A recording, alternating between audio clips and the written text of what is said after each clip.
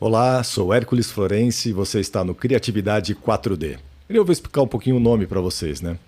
Nasci com esse nome Hércules, né? Quando eu era na infância, era muita tiração de sarro, né? Eu era magrelinho assim, então Hércules era como se fosse, seu apelido. Mas com o tempo eu fui descobrir que meu nome vinha do meu tataravô. E quem foi meu tataravô? Hercule Florence. Ele foi um dos grandes criativos da humanidade. O seu feito, que foi criar a fotografia, e foi uma grata surpresa, né? Vim gravar aqui, ver essas beldades aqui atrás de mim, de que ele fez esse feito, que é considerado entre os maiores feitos criativos da história, porque ele é um dos grandes inventos ainda utilizados por toda a humanidade, né? Talvez o mais utilizado pela humanidade hoje. E a gente, sempre que eu me deparava com o nome dele, vinha, e algum conhecedor vinha falar, poxa, Hércules Florence, o grande criativo, aquele que fez um feito inimaginável. E eu fui tentar entender qual que era esse feito inimaginável, né? Porque ele saiu da França muito cedo, com um pouquinho passados dos 18 anos, e veio para o Brasil sem muitos estudos, sem nada, e acabou no meio do mato, né? Durante suas incursões no interior do Brasil. E pensa, Brasil em 1800 era praticamente mato, né? A grande parte do Brasil era mato. E no meio dessas incursões ele acabou criando a fotografia no meio do nada, sem amparo nenhum, sem ter universidade, sem ter tecnologia, sem ter um WhatsApp para trocar ideia com algum gênio daquela época, né? E ele, inclusive, saindo do berço da humanidade da época, né? Da Cidade de Luz, de Paris, vindo para cá, ou seja, ele estava buscando aventura e acabou se transformando num criador inimaginável. E era tão precária a situação dele, né, que ele a primeira foto que ele tirou, ele fez numa caixa de sapato, e esse experimento foi reproduzido. Mas o mais interessante é que ele não tinha elementos para sintetizar a foto, né? Ele tinha algumas coisas que ele conseguia do boticário, né? de alguma mini química, e sem nunca ter estudado isso, né? Sem nunca ter se formado em química ou algo assim.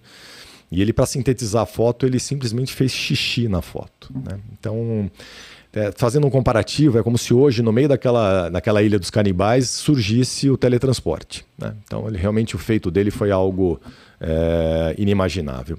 Então, isso me puxou para a criatividade, né? Eu, por carregar o nome dele, falei, eu quero ser criativo. E eu tinha duas opções, né? Ou eu seguia o caminho de ficar endeusando, né, e colocar ele num pedestal e ficar falando sobre ele a vida inteira, ou tentar buscar ser criativo, ou tentar buscar o caminho que ele teve, qual foi o caminho de acesso, né?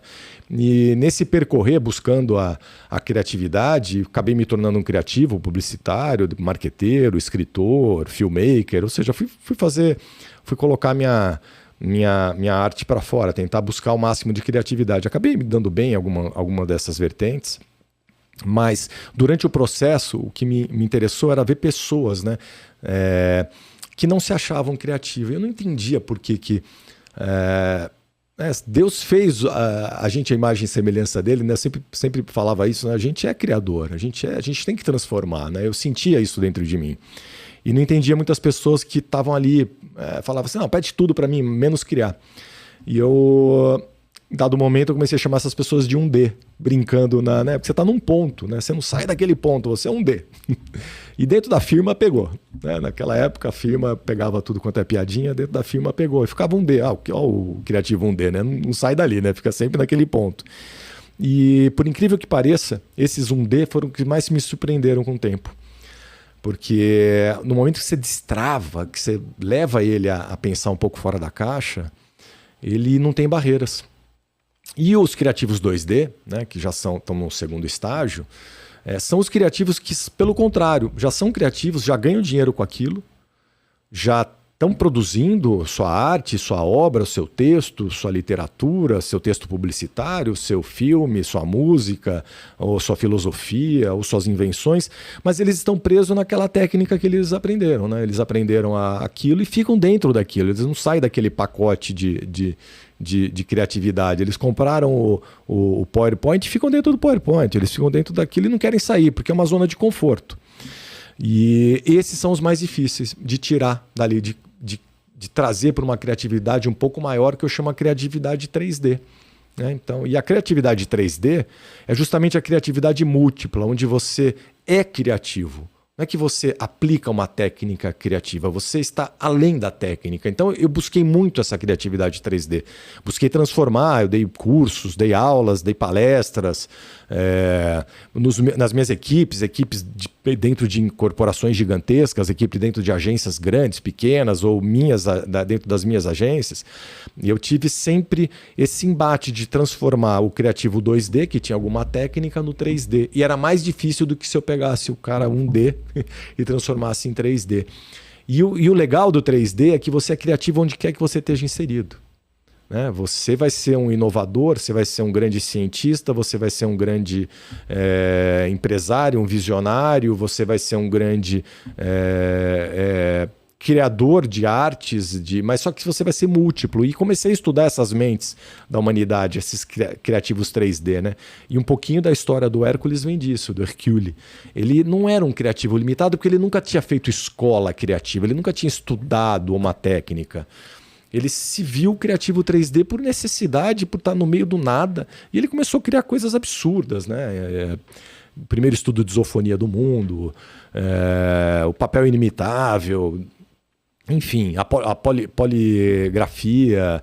Ele fez feitos brilhantes já para a época, absurdamente à frente do seu tempo, mas devido às condições precárias eram feitos inenarráveis, eu diria. E aí, durante muito tempo, eu fiquei nessa criatividade 3D e transitei em vários setores de inovação, aplicando em mim e aplicando em pessoas. Até que eu tirei um ano sabático e escrevi um livro, meu primeiro livro, chama-se A Décima Humanidade. E enquanto eu escrevi esse livro, uma personagem central que entendia que o mundo vivia ciclos, né, que se autodestruía. E ela tinha informações do alto, ela tinha alguém que lá em cima, eu chamava de alguém lá em cima que gostava muito dela. E esse alguém que gostava muito dela meio que direcionava, era um GPS. E ela tinha algumas outras habilidades de enxergar o bem e o mal nas pessoas, e extrair o bem das pessoas, de conviver nesse espectro de bem e mal. E nesse processo de encontrar o caminho para salvar a humanidade, ela vai descobrindo novos dons, novos talentos. E, enfim, é um livro, uma ficção, né? E tem alguns dados históricos dentro dessa ficção, mistura com arqueologia moderna e tal. É interessante. Mas o mais interessante desse livro foi que enquanto eu construía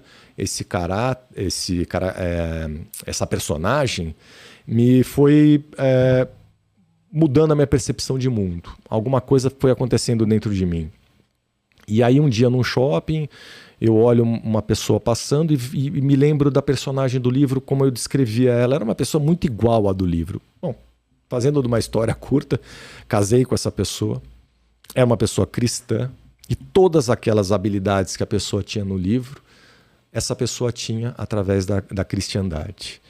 E eu fui descobrindo um universo que eu nunca imaginei descobrir. Né? Eu sempre acreditava que existiam os católicos e os católicos radicais. Eu não via essa separação entre católicos e cristãos, eu não me aprofundava nos ensinamentos bíblicos, eu lia a Bíblia, vinha de uma família católica, mas acabei misturando crenças, entendendo errado um monte de coisa, mas quando eu mergulhei no cristianismo, me batizei, me tornei cristão, a minha visão meio que mudou, eu comecei a enxergar uma outra criatividade nas coisas. Eu continuava com a minha busca criativa, só que eu não queria mais buscar na mente criativa do Criador o caminho que ele chegou lá. Né? Isso eu já tinha feito, eu cheguei na criatividade 3D e estava feliz com a criatividade 3D. Eu estou na minha zona de conforto. Quando eu fui confrontado com uma criatividade muito maior, a dita pelo filósofo Paramédes, a ex nihilo, a criatividade de Deus. E quando eu comecei a ver o mover da criatividade de Deus para a Terra, eu falei, cara, tem um nível superior. Tem a criatividade 4D, né? Que é uma criatividade que a gente não tem coordenação.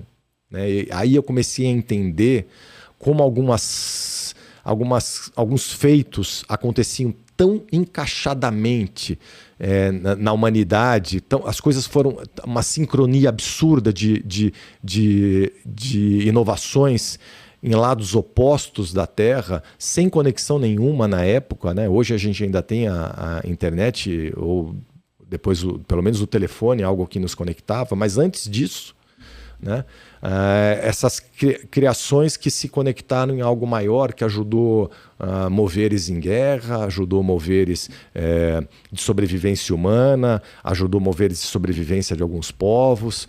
Então comecei a ver uma mão maior nessa criatividade que eu chamo de criatividade 4D. Então agora a gente entra no porquê, né? O criatividade 4D, então, ele vai trazer para vocês histórias enriquecedoras, inspiradoras, criativas, que visam tanto tocar vocês pela transformação que houve naquelas pessoas, porque eu vou trazer aqui gente que foi impactada criativamente por Deus. Gente cuja criatividade de Deus transformou a sua vida, transformou a sua arte, ou mesmo que teve o mesmo ponto de transformação que Deus usou de muita criatividade para me conquistar para o seu reino, ou para me acordar para o seu reino, para me levantar para o seu reino.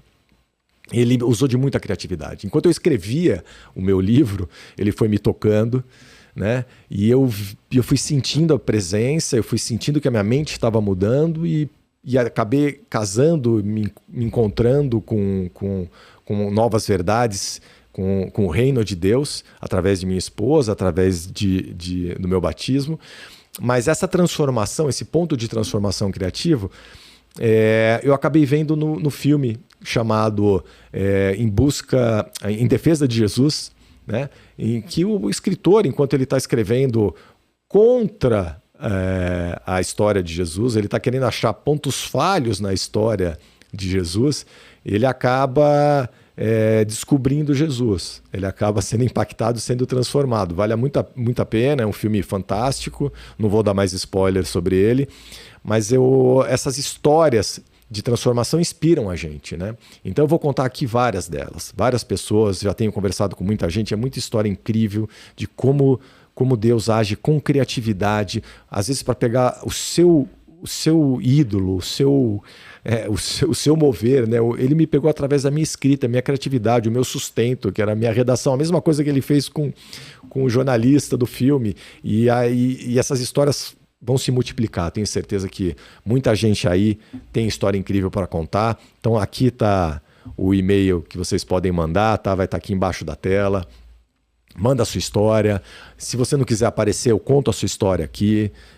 Se quiser aparecer, é super bem-vindo. Vamos contar grandes histórias para ajudar a transformar as pessoas. E um outro objetivo desse podcast é justamente discutir ideias, né? Elevar a criatividade do reino, fazer com que o reino avance também nesse âmbito criativo, fazer com que a gente conquiste novas esferas na sociedade, as esferas criativas sejam dominadas, que esse singelo podcast inspire vocês através de ideias, através de processos criativos, através de técnicas que a gente vai acabar usando e apresentando aqui, através de mover, através de entender que existe um Deus que coordena toda a criatividade, Ele é o Criador, e tudo que for interferir na vida humana na Terra, tudo que for para o seu reino, para o seu mover, para o seu poder, para que as pessoas se empoderem, para que as pessoas vivam melhor, tem a mão de Deus. E a gente está sujeito a isso graças à sua misericórdia. Então vamos seguir.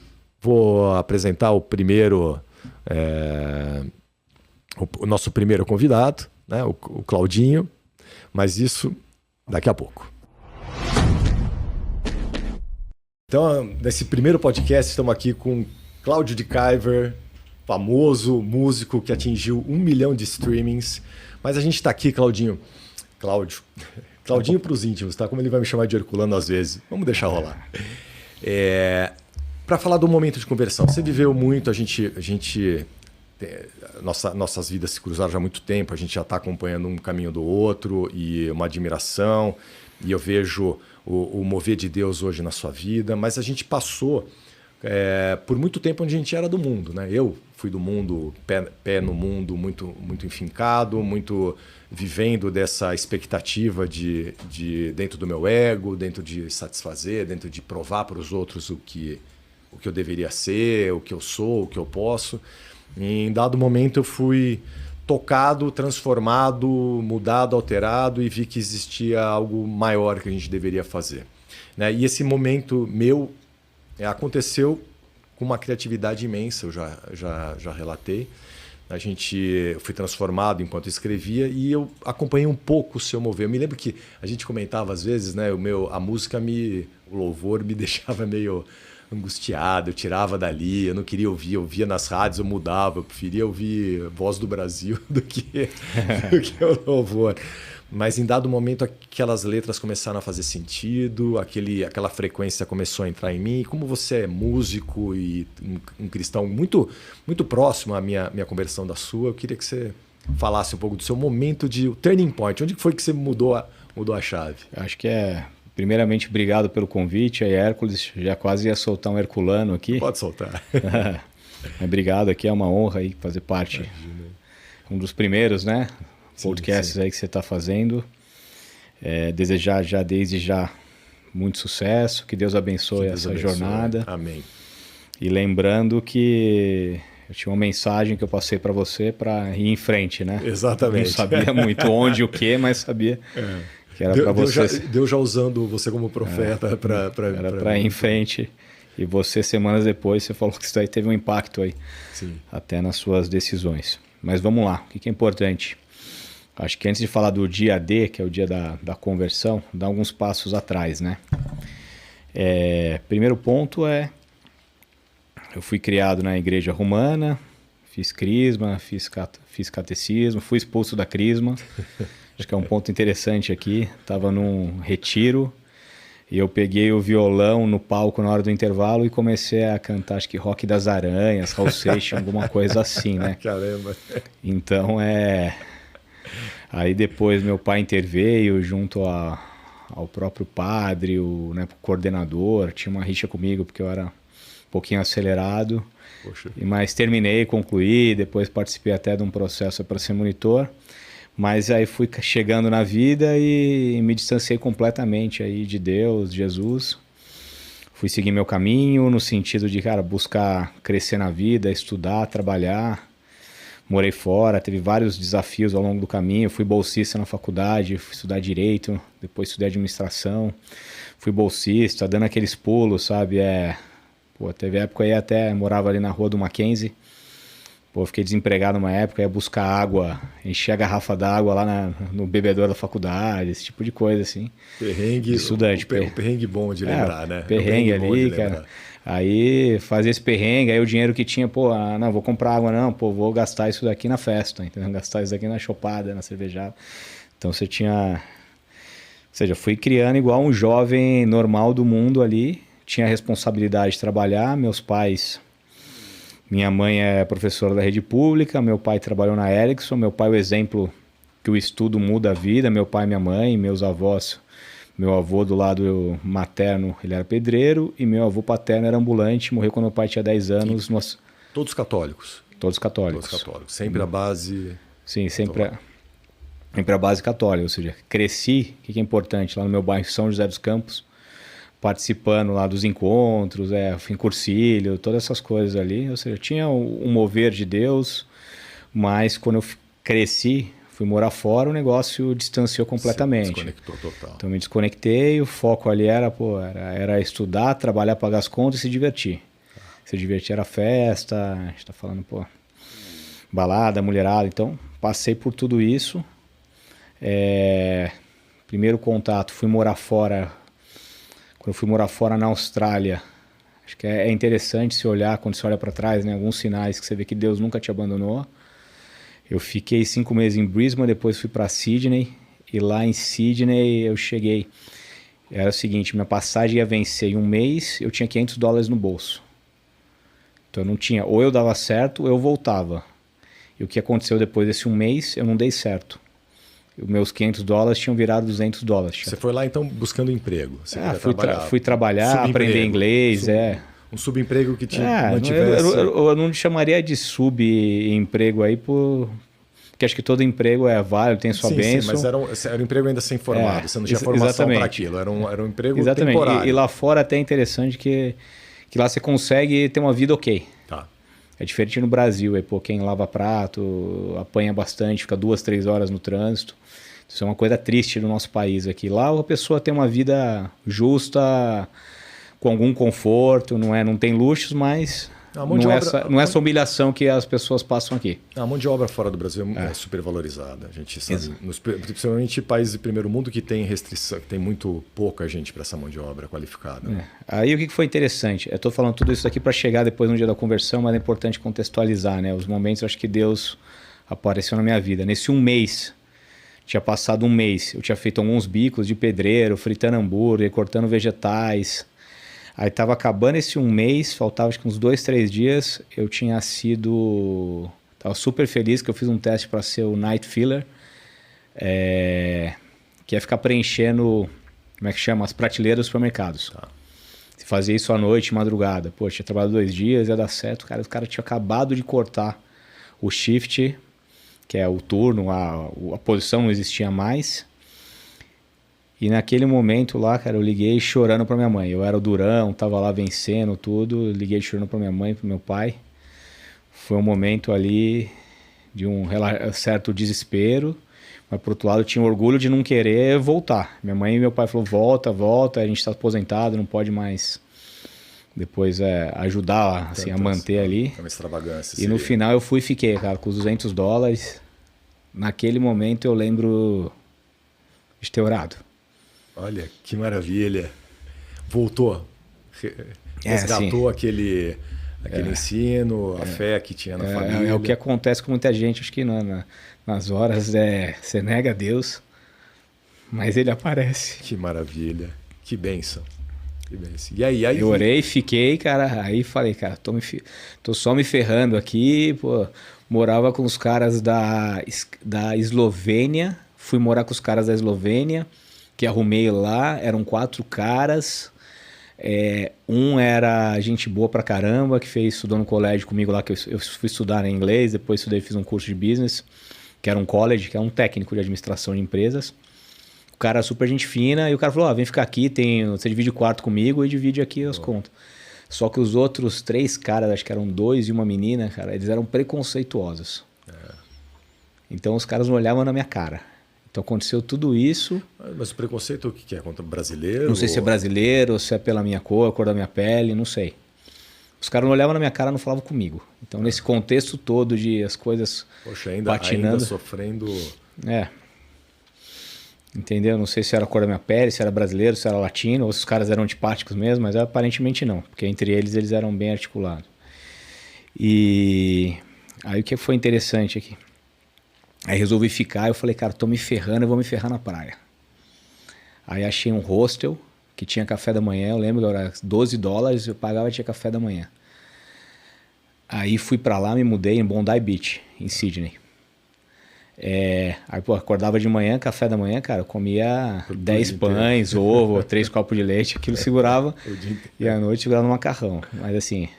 Aí no final tudo deu certo, arrumei o trabalho lá, cara, acho que Deus colocou alguns anjos na minha vida, lavei prato, fui segurança, fui pedreiro, inglês ótimo, espanhol bombando também, tive na época lá uma namorada argentina, então falava espanhol com ela, então serviu muito, aí o negócio deslanchou, ganhei dinheiro, fiz a volta ao mundo, morei na Tailândia, morei ali fiquei um tempo na Birmânia, em Laos, ou seja... Depois parei na Europa também, morei na Espanha, fiquei um tempo na Inglaterra e voltei para o Brasil. E nesses países que você passava, você você tinha orado e tinha dado certo. Sim. E depois que você orou e deu certo... Esqueceu. É o que geralmente acontece, né? As pessoas buscam a igreja, buscam o mover e depois... me lembrou aquela piada até do...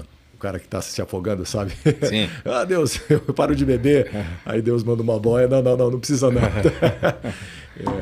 Não, aí voltei pro Brasil, voltei com uma bagagem de vida muito mais maduro, muito mais autoconfiante, de ter vencido as adversidades sozinho. Depois eu descobri que meu pai deixou um dinheirinho no cartão ainda, eu não estava pelado, não estava nu.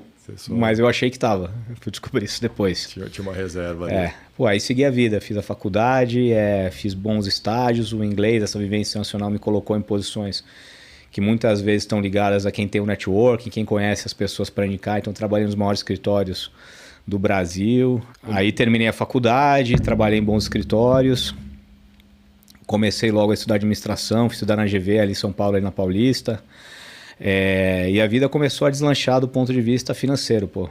Trabalhei numa empresa, comecei lá como recém-formado, me tornei sócio, empresa fundada pelo Gustavo Franco, que foi presidente do Banco Central. Então a vida começou a deslanchar. Aí quando eu tinha meus 26 anos, ou seja, era independente, morava bem, cheguei num determinado momento ali, cara, que tinha saído e tive acho que já tinha bebido demais ali, pô. Acordei com meio sentimento ruim ali, cara. Tive tomei um porre aqui, cara, acordei e falei, não quero isso mais pra minha vida. E vou fazer 3 coisas. Vou surfar, começar a surfar, levar a sério o surf, aprender, viajar, saúde. Vou ter uma banda, vou montar uma banda. Eu componho, toco desde pequeno, mas é um negócio que ficou esquecido também. Dos meus 8 até os meus 15, eu tentei ser jogador de futebol. Cheguei a jogar no Palmeiras 2 anos. Aquele jogador que foi do Fluminense, depois do Manchester, Diego Cavalieri, jogava no meu time. Sei. Fui federado no Palmeiras. Goleiro, né? O goleiro. Goleiro, muito bom. Aí chegou em determinado momento ali que eu tive que escolher dobrar a aposta e all-in ou estudar. Eu resolvi estudar. Tanto que aí eu fiz uma Mackenzie com bolsa. Mas voltando assim. Aí chegou naquele momento, eu falei, cara, ou eu vou surfar, vou ter uma banda. E na época da faculdade cheguei a gravar uma demozinha, algo simples, mas eu era tímido, tá? Eu tocava violão, mas não era o cara que cantava muito. Embora tenha a história lá do Crisma, que eu subi no palco. E como eu comecei a tocar lá, que eu fui expulso. Sim, você foi expulso. Eu também fui tocar Rock das Arenas. O cara que vem de Alex Crowley, que estudou magia, você vai tocar uma música, você tem que ser expulso. Né? Quem sabe se você tivesse tocado uma musiquinha mais light, teria te deixado. Não, sim. Mas assim, tocava. E fazer projeto social. Aí fundei uma ONG, que você fez parte da fundação, Brasil 2050, e esses 3 pilares, essas 3 coisas viraram pilares da minha vida. Então assim, não estava com Deus, mas estava sendo uma boa pessoa. Sei que isso não é suficiente, mas era uma boa pessoa do mundo, assim, considerando o mundo. Tinha ética, trabalhava bastante, as coisas foram avançando, Deus sempre me protegeu nessa época de juventude. Mas você sentia, por exemplo, nessas suas transições, porque você teve várias transições, várias decisões, né? Vou ficar fora do Brasil, vou ficar dentro do Brasil, vou trabalhar aqui, eu vou estudar aqui, direito, administração, Mackenzie, que é presbiteriano, ou seja, você foi sócio de um ex-presidente do Banco Central, ou seja, você teve uma vida muito múltipla. Você não tinha uma carreira centrada, né? Aquela coisa de começar e ter um foco. Então, você sentia nessas transições, se sentia perdido, você sentia que tinha alguém, você vai usar isso um dia? Como que você sentia nisso? Esse é eu sempre fui um cara criativo, pensei fora da caixa, dava soluções. Com uns 27, 28 anos eu deixei de ser advogado e fui trabalhar na área de negócios, trabalhar com energia. Eu era um cara que sempre pensava fora da caixa. Então acho que o fato da criatividade, da música, esse negócio me ajudava na parte de negócios. O fato de ser uma pessoa que se dava bem com pessoas também ajudou. O surf era um negócio que foi bem interessante na minha vida, porque você, quando surfa, o que é interessante aqui? Isso envolve questão de força, resistência, ou seja, resiliência. Você quer passar, às vezes, arrebentação. O mar tá difícil, você fica olhando pra praia, pô, se eu voltar aqui... É uma meditação ali, né? Não, só que você não passou na arrebentação, pô, não passou a arrebentação. Você olha lá pro lado e fala, cara, eu não vou voltar, não. Deixa eu passar esse negócio aí. Ou seja, você tem que ter uma resiliência para passar, o negócio tá difícil. Às vezes, pô, eu surfava lá em Maresias, que é o nosso Havaí brasileiro aqui, às vezes o negócio, você ficava 20 minutos para passar a arrebentação lá, quando tinha 2, 3 metros de onda. 3 metros já era mais difícil, mas uns 2 metrão que a gente... Mas era difícil. Isso tudo se soma na sua carreira empresarial. Tudo é uma coisa só. Você vê Ou seja, resiliência. Aí outra coisa, é preparação.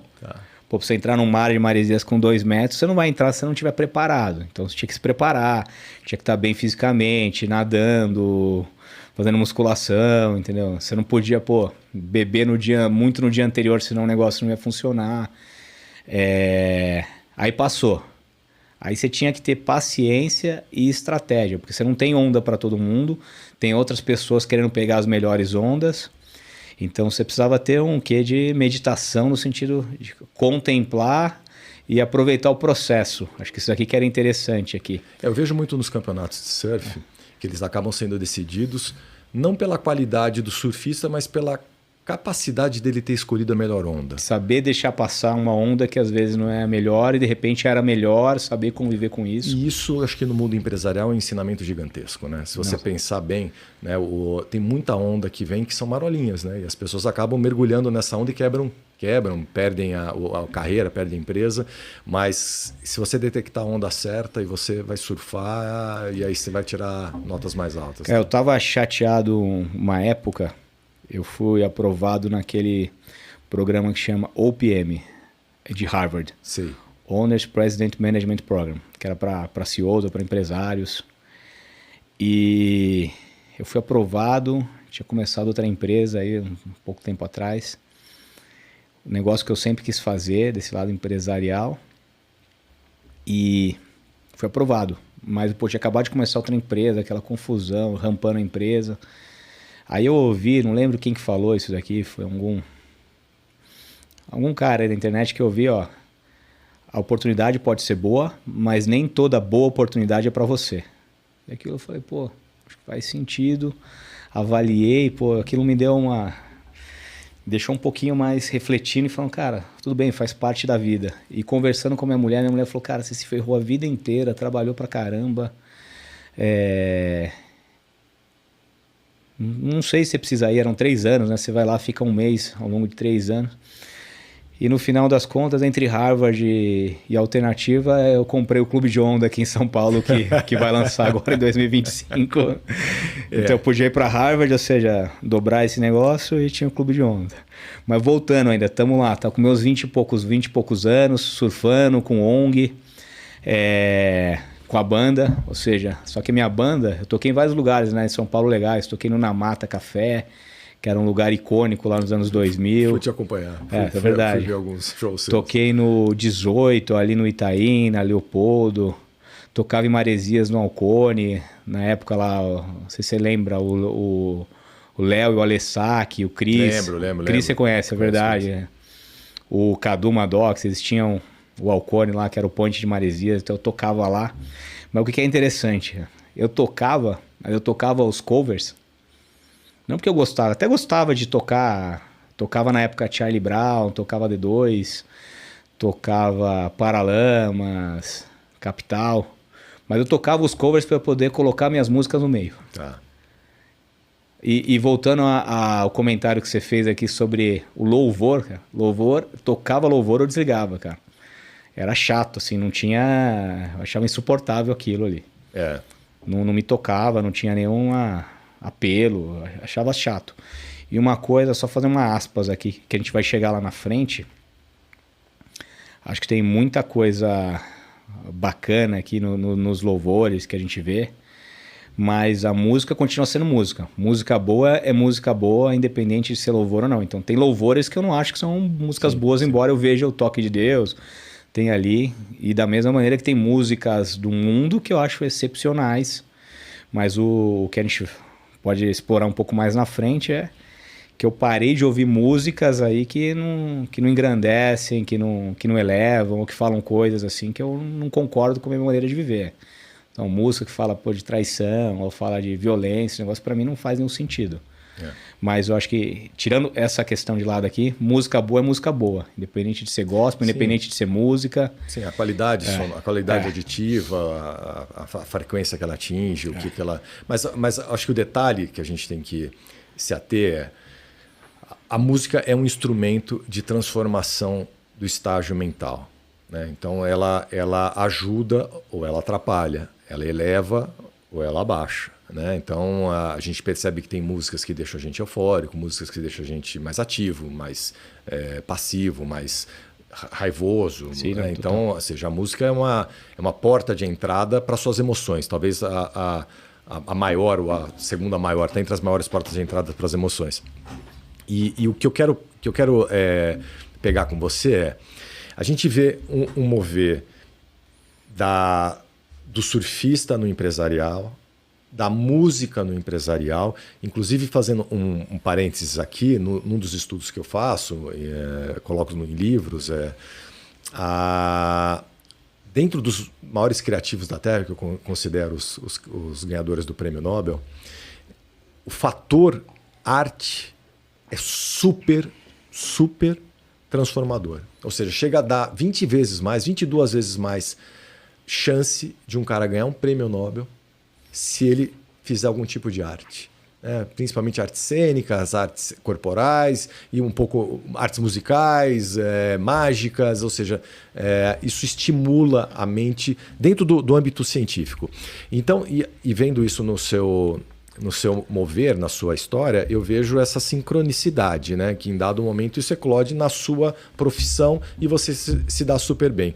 Mas voltando para o ponto onde isso tudo começou a fazer sentido na sua transformação. Quero saber se esse momento de transformação sua, como que você enxergou todos esses elementos afunilando? Já estou chegando lá. Desculpa, é só fazer uma aspa aqui. Eu assisti ontem um podcast do Renato Ratier com o Gui Borato, que são aí artistas, empresários da cena eletrônica, né? E o Gui Borato é arquiteto. Ele estava falando que na faculdade de arquitetura quase todo mundo tinha uma ligação com a música. Olha isso. Ou seja, que é um negócio, que é uma linha criativa, arquitetura.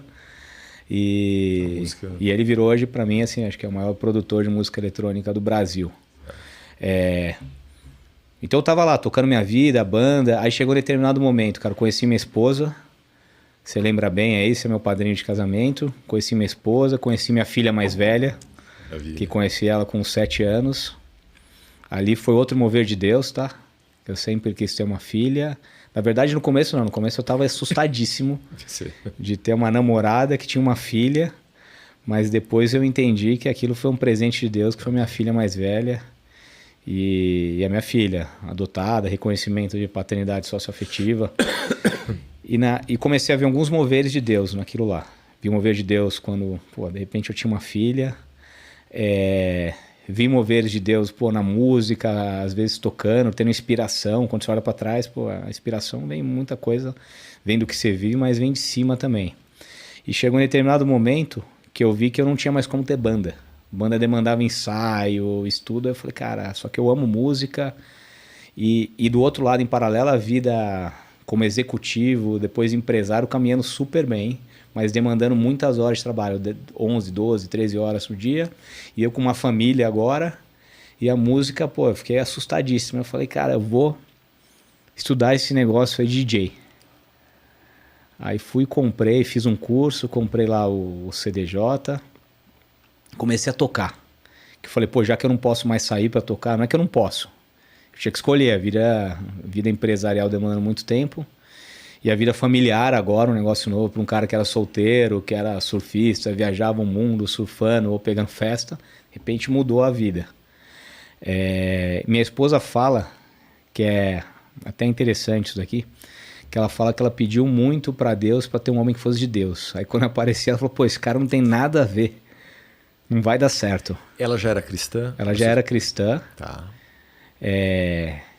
E eu tive uma experiência, cara, com igrejas evangélicas na minha época mais jovem, que eu ajudei numa campanha política ali, que teve envolvimento de igrejas ali, cruzando muito a linha do que é cristão, do que é de Deus. Tá. Isso aí na igreja, falando, a gente vê isso hoje, imagina. Falando, o pastor tá mandando votar no fulano de tal, Deus quer que você vote no fulano de tal. E aquilo me deixou, cara, com um asco gigantesco. Eu tinha um asco gigantesco aí da comunidade evangélica, aquilo me criou uma repulsa. Tá. Aí até que quando eu conheci a Aline, que é minha esposa, ela ia pra igreja e falava, cara, esses caras são tudo caça-níquel, estão querendo ganhar dinheiro, enganar o povo. E quem tem uma formação humanista, né? Eu formei em Direito, depois eu fiz mestrado e doutorado em Filosofia também, lá na PUC. E quem tem essa formação humanista, que você olha como é que fala? humanismo no mundo mesmo. Sim. Você vai desde lá dos filósofos, desde Sócrates, Aristóteles, vai por Diderot, Rousseau. Você estuda isso daí, cara, e você aprende muito aqui de certa forma, porque a religião é o ópio do mundo, é a forma de manipular pessoas, manipular o poder. Aí essa minha formação, com mais minha experiência que eu tinha tido, que eu tinha visto aquilo com meus olhos, não é que alguém me contou, não é uma igreja, era várias, era um segmento, eu prefiro não abrir aqui nome por preservar. E depois até um ponto interessante, tá? Que depois eu fui estudar a Bíblia, tem uma passagem que é melhor falar de Deus do que não falar, embora os falsos profetas vão pagar o preço na hora certa. Até mesmo esses movimentos que vieram para atravancar o crescimento da igreja, né? O humanismo, depois quando o renascentismo, que a gente tira o Deus do centro, coloca o homem, ou seja, a gente sabe que foram movimentos do lado oposto, né? Do lado maligno, para afastar um pouco o homem do seu caminho. Mas eu tenho uma visão um pouquinho diferente, cara, quando você olha aqui, cara, tudo que eu estudei assim. Eu vejo que o conhecimento, a própria Bíblia fala do conhecimento, que ela engrandece, que o povo de Deus só vai ser escravizado se não tiver conhecimento. Mas o conhecimento verdadeiro, o conhecimento correto. Sim. Não é o... Tudo bem, nesse sentido sim, mas eu acho que o conhecimento, conhecer o mundo, entender como as outras pessoas pensam, as pessoas do mundo, isso aqui tem valor. Sim. Sim. E de novo, teve vários assim, avanços que aconteceram por conta do renascimento, do humanismo. Sem dúvida, não. Mas assim, você vê vários erros nisso daqui. Eu estou lendo um livro agora sobre a reforma protestante, né? Tá. Dentro da própria reforma mesmo. Ali, você teve vários nichos. Você teve em Münster uma distorção, uma cidade chamada Münster. Você teve uma distorção completa da reforma que Lutero, Calvino estavam implantando, que eles implementaram uma espécie de uma teocracia em que a poligamia era mandatória. As interpretações criativas. Interpretações, até uma discussão. Interpretar a Bíblia, se não dá para você ler a Bíblia só uma ponta, você tem que ler a Bíblia inteira, entender como que o Velho Testamento conversa com o Novo Testamento, Velha Aliança, Nova Aliança, vai lá desde Adão até o novo Adão, que é Jesus. Então, assim, é um negócio e é muito interessante, complexo. Porque eu acompanho um pouco dos estudos bíblicos do Claudinho, e ele tem uma mente matemática, uma mente... Ele consegue colocar tudo em box, né? Ele vai colocando tudo em quadradinhos, ele faz as conexões dos versículos, ele contrapõe um contra o outro, um somando ao outro. E é muito interessante. O próprio mover matemático dele, o mover mais analítico que você tem sobre a Bíblia, né? Eu vejo um mover criativo, eu já busco as interconexões criativas, né? Onde aquele versículo me leva, onde que aquilo é a partir daquilo, nunca é só aquilo, né? Eu tento enxergar, mas eu acho interessante, ele usa a sua personalidade, o seu... Que teve com a minha formação, com o ceticismo de não aceitar as coisas. Assim, cara, mas por que é assim? Da onde que veio? Aí uma coisa que foi interessante, eu tô dando toda essa volta para chegar na conversão, mas acho que é interessante aqui, que a gente vai e volta assim, né? Mas é que eu comecei a ver lógica na Bíblia. Impressionante. Então, velho, como o cara quer bater, ele vai falar, pô, isso aqui é um livro mágico, isso aqui é um conto de fadas, cara. E eu comecei a entender, você chega no momento que você tem que ter fé. Mas tem uma história, se você esquecer o lado da fé, você fala, cara, tem começo, meio e fim, e não tem contradição. É impressionante. Antes de eu estudar, eu falava, pô, tem contradição. No Antigo Testamento era um Deus talvez aí castigador, no Novo Testamento muda. Aí as pessoas falam, eu quero seguir só um novo, porque você vê o Jesus bom. Não existe, cara. Tem todas as profecias que foram cumpridas aí ao longo dos anos. Até a própria vinda de Jesus foi prevista aí por 5 profetas, em 5 livros da Bíblia já tem a previsão dele chegando no jumentinho, entrando em Jerusalém. Mas voltando lá, cara. Aí chegando lá, ou seja, esse negócio da família, minha esposa frequentava algumas igrejas e eu arrebentei quando ela falou que era na igreja. Uma dessas denominações aí grandes ali, arrebentei. Aí ela até falou que eu afastava um pouco ela disso daí. A vida foi passando, cara... Deus sempre aí, perto de mim, mesmo sem eu saber. Tem 2 casos aqui que eu conto que eu lembro que são interessantes. A gente estava voltando de uma festa de 15 anos da filha do meu irmão. Estava com a Dutra vazia e sem luz. E de repente eu ligo o farol alto, tinha um carro na pista, no meio da Dutra. Caramba. Só que assim, são 100, eu estava indo de São José dos Campos para São Paulo, são 100 quilômetros. Ou seja, no momento que eu acendi a luz ali... Porque o carro estava sem luz. Não tinha nenhuma luz na pista e eu estava com o farol baixo normal. Tá. Aí de repente eu acendo o farol alto, eu vejo um carro no meio da Dutra, eu desvio. Tá. O carro estava parado na pista da direita. Ou seja, não era no acostamento, era na pista. Caramba. E eu estava indo na pista da direita normal. E mas por que eu não acendi o farol alto 5 minutos atrás, 1 minuto depois? 1 minuto depois teria batido. Então, assim, não estaria aqui agora contando. você pega estatisticamente 100 quilômetros, 100 quilômetros por hora. Você está falando cada hora 60 minutos, cada minuto 60 segundos, 3.600. Cara, você começa a ver esse negócio aqui, estatisticamente, qual que era a probabilidade naquele segundo eu apertar isso daqui? Era o mover, né? Entendeu? Então, a probabilidade é baixíssima. Então, você olha, alguma coisa tem. Então, Deus estava me protegendo naquilo. Aí, casamos, prosperamos, como eu comentei, na vida empresarial e minha vida de música.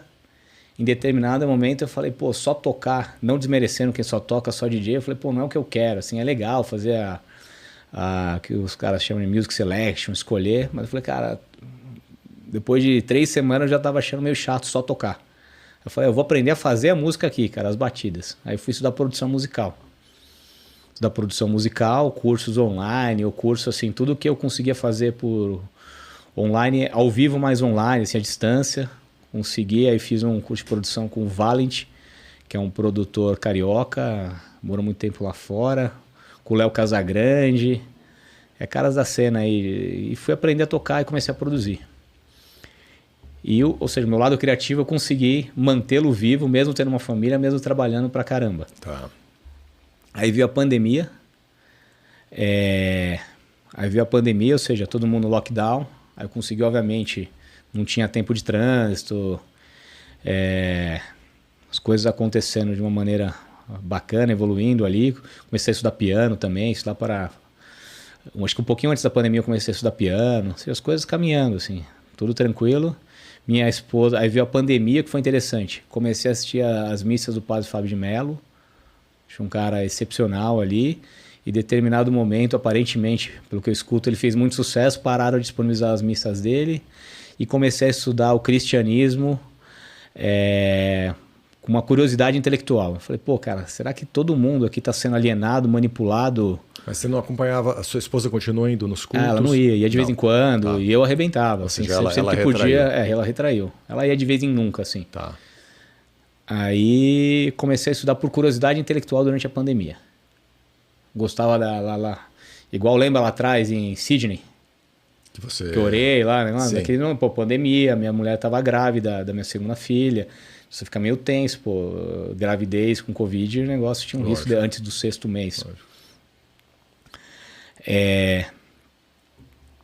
Aí comecei a estudar, comprei uns livros, assim, mas nada demais. Foi mais, tô conhecendo um pouco a mais. Ou seja, você não foi direto na Bíblia, você não, foi por livros. Fui por livros, assim, fui que... começar a entender um pouco. Aí, teve essa mini chama e depois passou. Aí tive um evento aí de liquidez, assim, tive uma realização, vender uma empresa, foi um negócio bem sucedido. Talvez seja o meu auge aqui de tudo aquilo lá, que com 17 anos eu comecei a ir para São Paulo, estudar, ir para a Austrália. É o famoso, assim, entre aspas, assim, a vida não é sucesso financeiro. O sucesso financeiro é uma das últimas coisas, assim, de prioridades. Mas na minha cabeça eu cheguei lá, assim. Tá. Tinha realmente entregue, assim, tinha talvez aí contando a história, talvez chegaram mais longe do que quase todo mundo que eu conhecia, assim. Do ponto de vista financeiro, de realização, acertei, vendi. Você chegou, mas aí o sentimento que veio. Aí eu tive comecei a ter ansiedade, não chegou a ser uma depressão, cara, mas comecei a ter um vazio, cara. Naquele momento veio vazio, ou seja, e depois, no auge assim, da minha realização profissional e tudo que eu batalhei, tinha um maior vazio. Mudei de casa, realizamos ali, prosperamos financeiramente, dei um upgrade na casa, nos carros, tava assim. Ou seja, dinheiro deixou de ser um issue de, tem que trabalhar todo mês, assim, não... Obviamente, temos obrigações, mas deixou de ser aquele peso, entendeu? E naquele foi talvez o momento mais difícil da minha vida. Acho que eu nunca tinha falado pra ninguém, nem você sabia disso daí, cara. Eu te ouvi algumas noites. Eu me lembro que você estava ansioso, você me ligou ansioso algumas noites, mas eu não sabia que naquele momento você estava... Foi profundo isso daqui. Você estava passando por essa tamanha dificuldade. E estava com a Alicia, e naquele momento foi interessante, cara. Veio a babá da Alicia, que chama Lu. Ela começou ali um pouquinho logo depois disso. Meio que eu fiz terapia, consegui meio que me controlar, começamos um negócio novo, passou. Mas a babá que trabalhava com a gente, ela era numa igreja, que é uma igreja, não existe um neopentecostal, mas é um equivalente aqui, porque não é numa das grandes denominações, que era até uma dessas aí dos episódios anteriores aí que eu comentei. Ela frequentava essa igreja, e convidou a Aline para ir. A Aline foi 2, 3 vezes, achou excepcional. E ela veio um dia falar para mim, não, eu quero levar a Alicia, nossa filha. Eu falei, cara, de jeito nenhum. Essas igrejas evangélicas é tudo caça-níquel, o pessoal quer roubar o dinheiro, fica manipulando o povo. Essa foi minha reação naquele momento. Aí ela falou isso, aí ela veio depois, semana seguinte, mesma resposta. Aí na terceira semana ela me intimou, me enquadrou e falou, você é cabeça aberta, é um cara inteligente, você nem conhece, você tá julgando sem conhecer. Eu olhei e falei, tá bom, ela me pegou. Eu vou lá. Aí fui. Fica ali na periferia de Alphaville, em Barueri. A gente mora lá em Alphaville. Então a gente foi lá. Aí eu cheguei na praça, tinha uma igreja grande, dessas denominações tradicionais. Eu já falei, puta... A turma de terno, nada contra quem usa terno, tá? Mas já olhei e falei, nossa, vai ser experiência ruim. Aí ela falou, não é aqui, é na outra. Aí era uma portinha que você sobe uma escadinha. Aí eu olhei lá e falei, cara, tinha umas 100 pessoas. Todo mundo, assim, gente vestindo normal, gente bermuda, camiseta, calça, não tinha nada. E todo mundo cantando o louvor loucamente, assim. Eu falei, nossa, tem alguma coisa aqui diferente. Senti uma aura diferente no lugar, assim. Aí comecei olhei lá, achei, parece ser um pouquinho mais sério aqui. Cheio de preconceito. Aí continuei, aí fui outro dia. Aí começou a ter coisas que eu não entendia. Coisas da Bíblia que eram faladas que para um racional não cristão, cara, não faz sentido. Por mais que tenha coisas assim que da nossa cabeça, o humanismo que a gente é criado, parece ser bom, algumas coisas eu não entendia. Aí eu comecei a estudar. Aí eu falei, cara, deixa eu ver se esse pastor também não está manipulando a palavra. Aí comecei a estudar. Aí eu ia lá no louvor, eu achava bacana, tinha uma banda bacana com 2 cantoras excepcionais, Aline e Raira. Comecei a gostar do louvor ali. Ou seja, tinha uma bateria, que a bateria explodia, não era um louvor só, que louvor meditativo. Ou seja, tinha um pouquinho de emoção ali, o negócio começou, eu comecei a achar legal. E na palavra meio... Aí eu tirava foto quando mostrava lá as passagens, aí depois estudava. Comecei a estudar. Aí comecei a estudar muito. Tanto que nos últimos 2, 3 anos, todos os livros que eu li são sobre teologia. Aí estudar a Bíblia... Aí comecei a bombardear o pastor de perguntas, coisas interessantes, assim, né? Desde da predestinação, por que a gente não acredita, eu não acredito, mas por que o lado calvinista, presbiteriano, luterano não acredita, de novo, sem desmerecer ou sem entrar no mérito do porquê eles acreditam ou não, quais são as passagens, começa a estudar. Transubstanciação, é uma loucura esse negócio. Aí comecei a pegar gosto daí, até que o pastor falou o seguinte, cara, assim, ele deve ter pensado, esse cara tá me enchendo muito saco, eu vou botar ele no meu grupo de estudo com os pastores e com o professor do pastor. Pulou uma etapa. Aí fui para lá, aí comecei a aprofundar bastante. Mas muito ainda, ou seja, não tinha ainda o mágico, a fé, não tinha ainda chegado. Tava um negócio muito... Estava em processo, você sentia que estava em processo. Estava no processo, mas não tinha ainda tocado. Até que um dia, num domingo de manhã, acho que um ano atrás, eu fui lá num culto, quando acaba a pregação, às vezes continua tocando, tem algum mover diferente ali. Eu fui para lá, cara, de repente eu comecei a chorar, caí no chão. Lembro de ter ouvido uma voz de Jesus falando, cara, me segue. Que maravilha. Fui pro chão, aí me cobriram, cara, acordei uma meia hora depois, assim, com as pessoas da igreja lá ao meu redor. Já tinha acabado tudo, quase todo mundo tinha ido embora. O pessoal ao meu redor, cara, aí eu falei, cara, eu quero ser batizado. Que até então eu achava, até quando o pastor já falou, não, a gente batiza aqui, eu falei, não, cara, eu já fui batizado, na igreja não fala que você tem que batizar 2 vezes. Na Bíblia não fala que você tem que batizar 2 vezes. Aí eu fui batizado, falei, cara, eu queria, cara, me arruma uma bacia d'água. Os caras falaram, não, aí a gente foi lá na casa, o pastor tinha uma piscina, aí eu fui batizado e desde então aí continuei aprofundando cada vez mais e entendo aqui que essa vida aqui é só uma passagem, que tem algo muito maior depois. Então, vou recapitular um pouquinho, só para a gente trazer até esse ponto que é transformador. Você passou por momentos e você passou a sua vida buscando algo, buscando dinheiro, buscando o que quase todo mundo busca, né? A gente troca o nosso tempo sobre a terra para ter conforto. A gente tem e a gente acredita que quanto mais conforto, mais realização a gente teve, e a gente é iludido por isso a vida inteira. Eu vi recentemente um depoimento daquele ator, o Jim Carrey, falando que eu gostaria que todo mundo ganhasse 30 milhões de dólares ou fizesse milhões de dólares até os 30 anos, para você ver que esse não é o objetivo da vida. E eu acho que você foi abençoado por isso, né?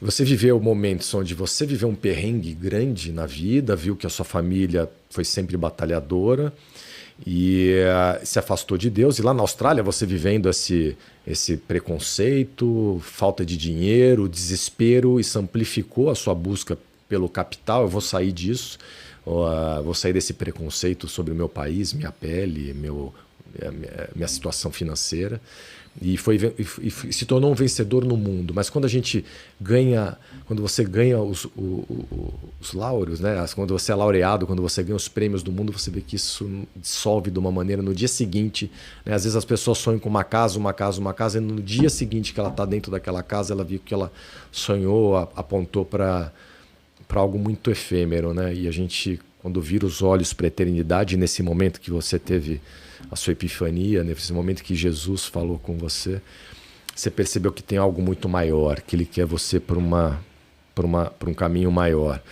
E a gente você saiu desse ciclo. E aí eu quero saber, logo depois, do momento que você então se transformou, o que aconteceu com a sua ansiedade, como você passou a enfrentar as suas barreiras de empresa, o dia a dia, as angústias, o que te transformou Acho assim, o que muda muitas vezes, né?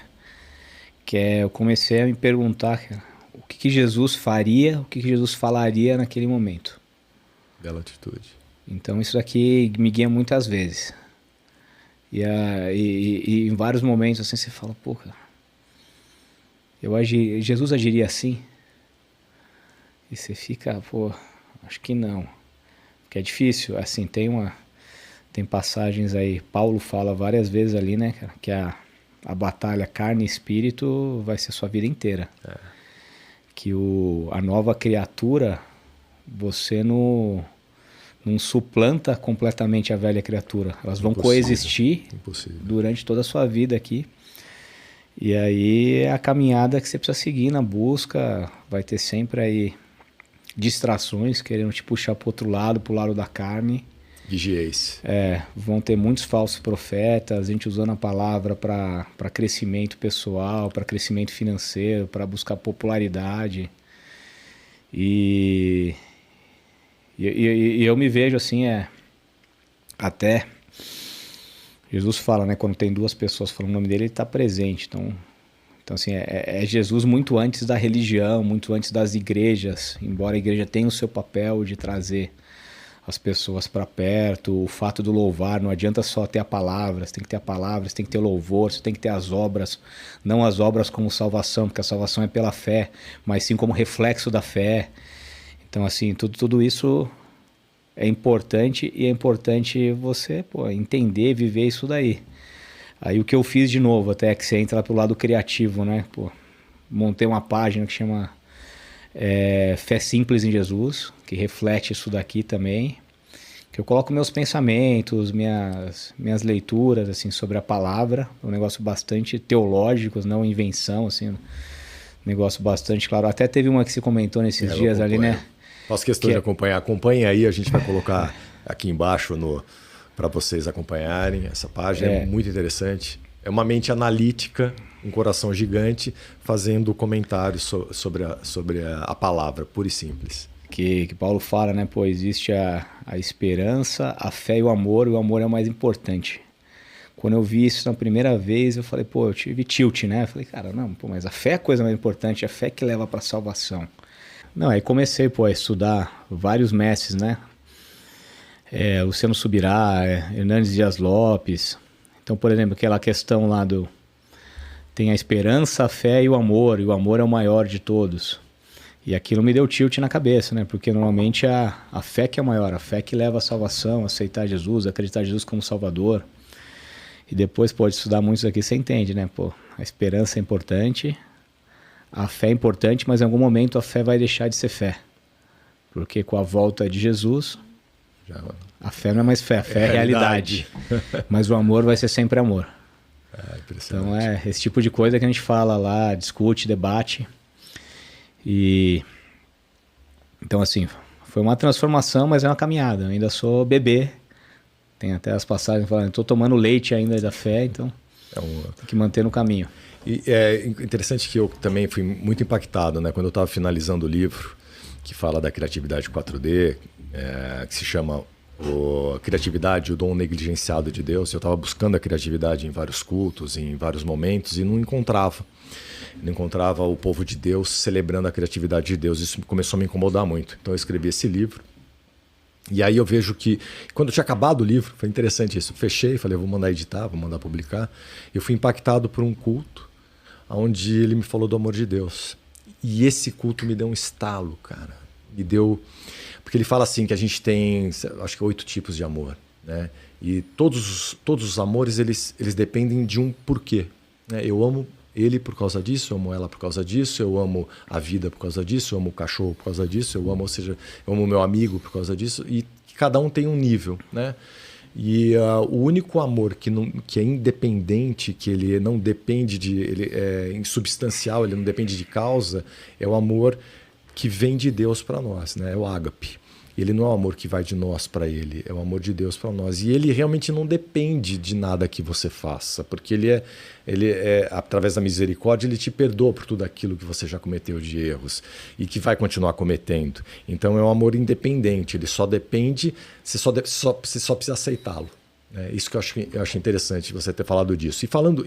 Só um minuto, teve um negócio que você, 2 semanas antes ou 1 semana antes da minha conversão, eu fui assistir um testemunho seu na igreja Bola de Neve Interlagos, sim, pode ser? Isso mesmo. Pastor Júlio. Isso, que você conta ali até sobre os sinais de Deus, até a certeza, quando estava sua esposa estava aí dando umas cotoveladas com a sua mãe. Isso, essa história é muito boa. Beleza, é bacana essa história, depois conta aí no podcast. Tá na internet, mas tudo bem, eu vou Mas é legal essa história. Mas você falou uma coisa interessante, cara. Quando eu tava falando que eu tava incomodado que o pastor tinha falado para eu batizar de novo. Eu falei, cara, não precisa, eu já fui batizado. E você falou o seguinte, ó. Você falou que era eu lembro que era... o dia tem 24 horas, você de cá. Você falou pra mim, ó, cara... Vamos lá, você tá na dúvida se existe ou não a vida eterna, o céu ou não? Tá bom, então faz uma conta aí, cara. Se existir e você ficar de fora, cara, você tá ferrado. Se não existir, cara, você vai ter gasto 15 minutos do seu dia, que tem 24 horas, e vai lá dar um banho numa piscina, cara, num lago. É isso, cara. Muda. Na prática, tentando convencer o racional, né? Aquilo racionalmente, cara, você falou, não, foi uma boa. Então lembrando, né, você teve uma criatividade com um cara que era um bicho racional, que era eu, que é um ser racional naquele momento. Então você foi criativo para me mexer. Se o negócio 15 minutos, mais um banho. Se o negócio não existe, perdi 15 minutos, mais um banho. Tá bom. Mas se existir o negócio... Se existir, você está garantindo a vida eterna. E aí é interessante. Eu também muitas vezes me deparei com esses relatos matemáticos, cálculos, por que você deveria ou não. E acho que é isso. Acho que a gente busca... Para lembrar um momento, cara, a gente tem um amigo em comum, sem dar um nome aqui para preservar a pessoa, cara. Para quem não sabe, tem uma época aí que a gente alugou uma casa junto. E o intuito dessa casa era fazer festas. Só que 2 meses depois que a gente alugou, eu fui morar com a minha esposa. Comecei a namorar a minha esposa e não serviu para nada. E tinha um amigo nosso, que ele era da religião espírita, e o cara aconteceu alguma coisa ali do outro lado. E eu vi aquilo. E naquele momento, ou seja, não tinha nenhum vínculo com Deus. Isso aqui foi o quê? 2015, né? Por aí. Ou seja, meu negócio, minha conversão foi lá para 22, 23, o negócio começou a andar e se mover de Deus. E o cara, assim, não sei se foi possuído, o que foi exatamente, estava com alguma coisa muito estranha naquilo. E naquele momento eu comecei a exorcizar o cara. Assim, não sei se foi um estalo que o cara ficou bom, mas começou a passar aquilo dele. E eu não consegui dormir à noite, cara. Eu dormi à noite ali, cara, debaixo do edredom, morrendo de medo. Eu tive uma história parecida com essa, que a minha esposa me levou para visitar um colega que estava internado no... Era esse mesmo colega, eu estava lá também, eu vi isso daí, cara. Isso daí, cara. E aí foi a primeira vez que eu vi a manifestação assim tão próxima. Eu já tinha visto em palco, mas eu nunca tinha visto tão próxima. Você estava comigo, você viu? O pessoal fez fila depois para ser abençoado. Para ela orar para cada um deles. Porque você viu uma clínica de dependentes no interior de São Paulo. Isso. E a turma fez fila ali para Soraya orar por eles ali. Eu lembro disso daí, cara. Quando ela pôs a mão, manifestou o demoninho ali. Eu, um cara de 1,90 m, eu que tinha que proteger minha esposa, eu fiquei dias me questionando o meu, né? Porque eu falei, sai em nome de Jesus para ele, o cara deu risada, né? Eu vi a risada lá do fundo, mas você precisa estar ungido, precisa ter o poder. Aí você entende todo o mover, você entende todo o processo que você tem que passar para que a gente tenha autoridade até sobre o mundo espiritual. E é uma coisa muito sutil e é algo que a gente tem que buscar e a gente viu na realidade. Sim, eu estava em Ibiza, numa casa noturna, recentemente. E minha mulher, a linha é sensitiva, você conhece bastante ela ali. Muito. Acho que ela tem um mover de Deus, um chamado de Deus muito grande aqui. Até eu falo, cara, se solta, vai, cara, você tem uma coisa diferente. Ela fica brava, eu fico acelerando ela. Mas ela falou, cara, esse negócio aqui, esse lugar aqui tá com vibrações muito negativas, não sei o que. Eu falei, cara, eu te entendo. Aí eu falei, cara, se for isso mesmo, que apareça pra mim. Cara, deu 1 minuto, apareceu, cara, um cara com uma cara assim, olhando pra mim, eu falei... E foi a primeira vez que eu não tive medo. Olha isso. Interessante. Ter Jesus no meu coração. Você tá blindado. Inclusive, você me contou de momentos que você passou de enfrentamentos empresariais. Agora, quanto mais a gente cresce, mais enfrentamentos vão ter, né? E você agora está totalmente a par disso, né? Você enxerga como... Enxerga, não é isso. Deu certo, não deu. Obviamente que a própria Bíblia fala, né, cara? Você tem que ser... Como é que fala? Tomar as precauções corretas, ser... Você tem que ter fugiu a palavra aqui agora. Vigilante. Vigilante era outra palavra que eu ia usar aqui. Astúcia. Mais cuidadoso, não é assim também. Aquela coisa assim, não é... aquela turma que pede para ganhar para Deus para ganhar na loto e não joga, entendeu? Não faz, não dá o primeiro passo. Deus me faz ganhar na loto e não joga ali. Não, você dá o passo, então, ele coloca o chão, é diferente. É isso daí, cara. Deus está com você, ele cuida. Mas ele não vai fazer os moveres, os milagres, se você não fizer de uma maneira muito forte a sua parte ali. Entendi. E outra coisa até que você falou para mim, cara, que eu lembro um dia, que você falou para mim, cara, por que você está fazendo outra? Por que você não vai só viver da música? Eu falei, cara, acho que tá chegando essa hora aqui. Você falou, cara, firma um propósito com Deus. Foi um almoço que a gente fez no Almanara, do Shopping Eldorado aqui. E aquilo também foi importante para mim, cara. Você estava ansioso aquele dia. De eu firmei um propósito com Deus. Obviamente que Deus não revela tudo de uma maneira extremamente clara. Você vai vivendo o processo. E eu aceitei o processo, cara. Então eu falo, cara, Deus, estou aqui para para ser seu filho, te seguir, te servir. E vou seguir, cara. Se não for para onde eu tô achando que é... Muda, chacoalha, muda. Eu tive umas indicações muito fortes, que eu tava pegando um avião de Lisboa para Lisboa para onde mesmo? Lisboa para Itália. Escrevi uma música, até que eu toquei no aniversário na sua casa ali, cara. Que é Os Meus Olhos Viram a Sua Glória, não me importa se eu não chegar. Maravilha. Que foi inspirada muito aí em Êxodo, a história de Moisés, que ele não chega na Terra Prometida, sim, mas ele vê. E também que o pastor Martin Luther King, aquele discurso, sim, famoso dele, ele já estava prevendo que ele ia morrer. Mas mais importante do que, como é que fala, do que chegar, cara, é o processo, é o percurso. Sim, não tem ponto e o chegar final. Tá na mão de Deus, cara. Não tem ponto final. A gente fica buscando um ponto final. Vou chegar. Não, a eternidade é muito... Eu tenho um pensamento que é o seguinte. Se eu te encontrar um dia por ano na eternidade, eu vou te encontrar infinitamente. É isso aí. É interessante isso, né? Exatamente, você pensar. Vamos lá. Eu preciso entender agora, nesse seu processo criativo atual, que agora você já é inspirado, você já se sente dentro do mover, o que mudou? Como que você entra no seu processo criativo de música agora? Porque agora você está criando tanto para você, para sua família, você se inspira no que e como é esse processo? Eu quero entrar no processo criativo do Claudio. Acho que eu fiz muita música por muito tempo por fazer música. Então eu fazia música, principalmente depois da pauta do eletrônico, né? Fazia música para pista, fazia música para não sei o quê. Aí chegou um momento que eu falei, cara, isso aqui tá vazio, não tá fazendo sentido fazer a música por música, por pista. Aí eu falei, cara, eu vou fazer as músicas para falar o que eu quero falar.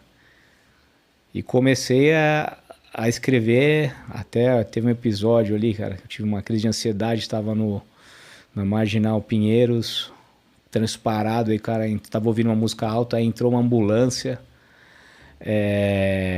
com a sirene ligada, aquilo me deixou meio inquieto, cara, até virou uma música. Então, cara, comecei a escrever músicas por escrever, diferente de muita gente aí, porque é cristão, que acha que quem tem o dom da música tem que escrever só louvor, fazer louvor, não acredito nisso. Da mesma maneira que um pedreiro não vai só construir igreja, sim, mas obviamente você tem que falar coisas que obviamente que não vão contra o que você acredita. Lógico. Mas comecei a ter um processo de escrever coisas que eu acredito, que eu sinto, coisas aí. E no meio do caminho vem muitas músicas inspiradas, assim. Eu fiz a música, como é que é? Will Be Dancing All Night, que é como se fosse assim, Babilônia, todo mundo perdido em Babilônia, desandado. E de repente veio a luz, o negócio aconteceu e a gente vai dançar a noite inteira comemorando que a gente foi liberto do cativeiro. Do cativeiro, entendeu? É um pouco isso daqui. Nessa viagem que eu tive o propósito, saiu essa música. Então eu tava pensando, tava ouvindo. Mas é um negócio que, eu toco piano, toco guitarra, suficiente para produzir, não sou pianista nem o guitarrista. Embora o próximo show agora seja live com um pouco de guitarra, um pouco de teclado no meio do negócio, mas eu quero dizer algo, entendeu? Mesmo se ninguém goste. Tem um propósito no meio, isso muda muito a gente. Mesmo se ninguém queira ouvir, não goste, nada que eu quero falar, cara, eu tô fazendo ali. Vamos entrar um pouco agora na tenicidade, um pouco mais na sutileza de Deus nas frequências, né? A gente percebe que tem estudos que falam que a frequência de Deus é 936 Hz, outros 432, e o 432 vem do canto gregoriano. Aí a gente passa pelos estudos dos binaurais, que começou 200 anos atrás com Wilhelm, que entendeu que o ouvido era capaz de captar frequências diferentes e que isso altera o estado da mente. A gente atinge novos estados emocionais, por novas inteligências. E a gente percebe também, somando a tudo isso, um outro som, que é a palavra. Né? A palavra é uma frequência, essa frequência interage com o corpo. Né? A gente sabe que palavras positivas vão edificando a pessoa. Até aqueles experimentos que você faz com o feijão, né? O feijão cresce, não cresce, te amo, não amo. Se alguém quiser aprofundar nisso, tem os estudos do Dr. Emoto sobre as partículas de água que se alteram de acordo com a voz e pensamentos, e enfim, a gente entende a sutileza de Deus nesse momento. E eu queria agora entender de você, que começou a ouvir os cultos, começou a perceber que as igrejas têm uma frequência, né? Quando a gente vai lá, a gente percebe que até aquele som que até ancora a voz do pastor, ou a o louvor, eles trazem as pessoas, parece que eles equilibram as pessoas, elas vêm do mundo numa frequência X. E a hora que você entra ali, você está nessa frequência X. E não adianta eu te passar uma palavra nessa frequência X, eu preciso te trazer para uma frequência Y, uma frequência diferenciada, para que a palavra penetre em você, para que isso aconteça em você. Como é que você vê isso na música? As teclas de entrada, o violão de entrada, o que você enxerga disso daí? Especificamente a música no reino, o papel da música, né? Sim. O que a música, o que você vê, né? A música você consegue, claramente você vê, tem as músicas maiores, menores, alegres. Então, por exemplo, às vezes eu quero fazer, antes de chegar nisso daqui, eu quero fazer uma música alegre, você vai usar muitos acordes, muitas harmonias menores, o negócio não funciona. Então a música, ela consegue mexer com o emocional das pessoas, tanto que todo mundo tem alguma música que lembra aquela viagem, o casamento. Eu lembro quando toco essa música, eu lembro do meu pai, da minha mãe. E aí o que eu vejo aqui? Quando você entra numa música de louvor, acho que independente do tipo da música, assim, quando você está louvando a Deus, quando você junta isso com em duas pessoas eu estou presente, Deus se torna presente. E a música, ela vai alterando o seu estado de espírito. Ou seja, ele cria uma conexão. Ele cria uma conexão que a música por si só tem capacidade de criar vários tipos de conexões. Então, pô, às vezes o cara vai ouvir lá um punk rock, o cara fica negócio, às vezes o cara escuta essas músicas aí, funks proibido, aí desperta coisas ruins aí que podem... Eu me lembro que tinha um estudo que na tenda eletrônica que quanto maior o tipo de frequência chegava, maior era o consumo de álcool na balada. Ou seja, isso estimula a pessoa a consumir um determinado assunto e a gente vê isso na igreja, que ela se abre para a palavra. Ela vai se abrindo, você se abre para a palavra, seu coração começa a se abrir, entendeu? Aquela conexão com Deus começa a ficar mais próxima. Mas a gente tem pessoas muito evoluídas que falam com Deus o tempo inteiro, cara. Tem pessoas que precisam ir se conectando, que estão no outro nível de relacionamento com Deus. Então, por exemplo, a música me ajuda a me antenar com Deus, a aumentar essa frequência de relacionamento, entendeu? E como eu falei anteriormente ali, você tem que estudar a palavra, você tem que ter as obras como reflexo da fé. E você tem o louvor ali, que faz parte... Também está louvando a Deus, pô. Você está engrandecendo o nome de Deus naquele momento ali. Então é como se você estivesse chamando pai, te amo, pai, te amo, pai. Então acho que é impossível ele não te ouvir. Eu acho que vem a resposta, né? A gente sabe que ele está ouvindo e sabe que vem a resposta, né? Então, nesse processo de criação das suas músicas, você se enquadra num mover, você ouve um louvor, isso te inspira, a sua família te inspira, a palavra que você está ouvindo te inspira. E eu queria que a gente enxergasse agora que o mundo... né, durante muito tempo ele te inspirou de outra maneira, como inspira todas as pessoas. A gente teve um mundo ali que é um mundo que ouve batidão e vai devolver porrada. Sim. Né? Você ouve... você percebe muito isso no rap americano, né? Tiro, morte, todo dia tem um que morre. Sim. Né? Assim, você atrai aquilo que você está, né? E se você está louvando a Deus, você atrai a Deus. Sim. Né? Então acho que essa lei da atração existe e a música é um fator de conexão. Agora, se a gente olhar, a gente está sendo derrotado, porque a gente cada uma música cristã, a gente tem 300. Eu costumo falar que a gente está perdendo de 7-1 para a criatividade do mundo que não é a criatividade que a gente tem que colocar para fora. Então, eu vou fazer um processo com você aqui que eu chamo de brain step. Né? Não é brainstorm, é um brain step. Eu acho que o brainstorm não funciona muito bem, mas o brain step funciona. Um dá uma ideia, um fala uma coisa, um dá uma ideia, um fala uma coisa. E se ficar legal, se inspirar alguém aí em casa para que criem. A gente quer que as pessoas aqui, através desse podcast, tenham inspirações criativas para a sua vida, para a sua música, para a sua arte. E uma coisa que eu pensei uma vez era ter sabe esses fones de ouvido que anulam frequência? que anulam todos os sons, que ele anulasse as frequências ruins, que a gente conseguisse detectar quais são as frequências ruins e que ele anulasse as frequências ruins, aquilo que te deixa ansioso, aquilo que te joga para baixo, que você pudesse sair de casa blindado disso. Eu não sei se é possível, mas se alguém que estiver aí quiser criar essa tecnologia, eu acredito que vai vender muito, tá? E eu queria isso com você, jogar parpite fora, vamos criar coisas, música, como que a gente pode dominar mais a seara musical, como que a gente pode criar... Você falou uma coisa muito interessante, que é, você não precisa se desconectar do mundo, só criar louvor, né? Você pode ser um músico múltiplo que tenha a fé, né? Mas você pode também criar para sua esposa uma música, pode criar para algo que você goste, que não pode seja... contar uma história, pode lembrar... Eu vou te dar um exemplo também, por exemplo, o exemplo que vale a pena te dar. Pega aqueles atores lá americanos. Os caras são atores, Denzel Washington, né? E Mel Gibson. Os caras são atores, fazem filmes normais, mas são cristãos. Sim.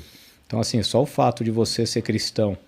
É que eu acho que é até uma crítica que eu faço, cara, para muitos cristãos, que eles viram cristãos e eles começam a viver numa bolha. E o evangelho fala, pô, vai pro mundo e salvar vidas, vai pregar para todas as criaturas, entendeu? Como que você vai pregar para todas as criaturas se você tá na sua bolha? Como que você vai salvar vidas nisso daí? Se você só frequenta aí os eventos da igreja, da célula, você não vive o mundo. Você tem que ser cristão no mundo. Você tem que ser cristão no mundo, cara. Quando eu virei cristão aqui, as pessoas olham para mim e falam, pô, cara, estranho ele virou, você também é a mesma coisa.